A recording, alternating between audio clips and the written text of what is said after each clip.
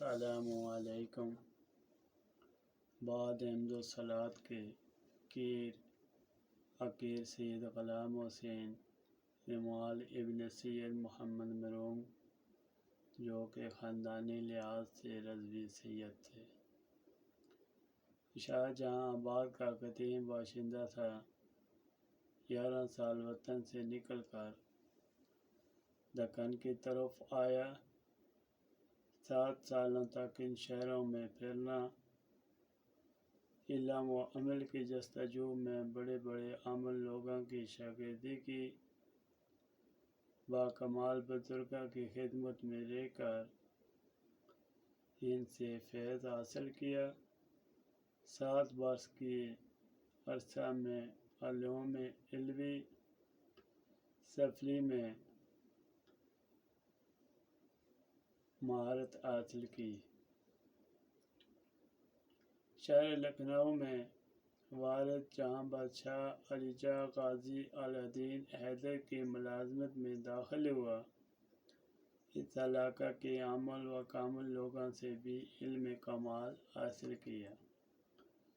لکھنؤ میں ایک باکمال بزرگ جن کا نام نامی مفتی شمس الحق رحمۃ اللہ کی شاگردی کی، جو اپنے فن میں یکتا زمانہ تھے۔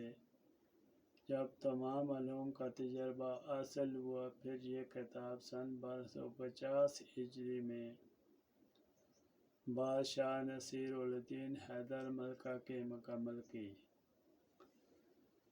جو شخص ان کا تجربہ کرے اور درست پائے، فوق اقصار کو فاتح چلکشی اور دعوت کے موقع پر فراموش نہ کرے، بلکہ دعائے خیر سے یاد کرے۔ جناب علامہ حکیم غلام سرور شباب، ماہر علوم، مخفی گولڈ میڈلسٹ نے علم حاصل کیا، پھر علم کی روشنی سے قلم کے ذریعے دوسروں کی جہالت کو دور کر رہے ہیں۔ یہ ایک صاحب علم و دانش کے لیے یہ کتنے اعزاز کی بات ہے۔ پھر ایک ایسا علم جو مشکل ترین ہے، مثلاً جادو ٹونا، سحر، عاصف وغیرہ مشکل مضامین عام انسانوں کی تو علم میں نہیں کہ یہ سب کیا ہے، بس سنی سنائی باتیں جو زیادہ تر مبالغہ آرائی پر مبنی ہیں، انہی سے آشنا ہیں۔ المختصر یہ کہ علم کتنے ہیں، گندے علوم سے نکلنے کا راستہ کیا ہے، جادو ٹونا کس طرح کرتے ہیں، علاج کیا ہے۔